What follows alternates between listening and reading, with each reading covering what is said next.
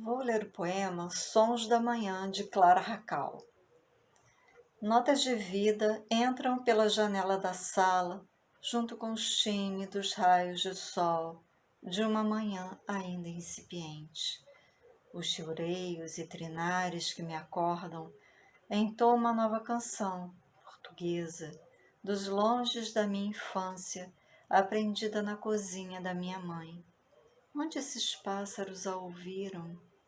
O barulho do motor do carro, inconfundível depois da inundação, me dá adeus e se vai, levando consigo o marido para mais uma jornada. Folhas são varridas e o risque recolhe também restos da minha solidão que teimam em cair diariamente.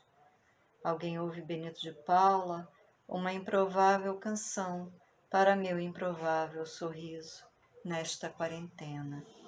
Vizinhas se cumprimentam, conversam nas janelas, lado a lado, sem conseguirem se ver, e compram o pão da cesta, trazido pelo carreteiro, novos hábitos. Disputo com a Leia o lugar aquecido do sofá. Ela levanta as orelhas repentinamente, capta movimentos inaudíveis para mim. Outros sons de uma manhã que teima em acontecer, sorrateira e normal.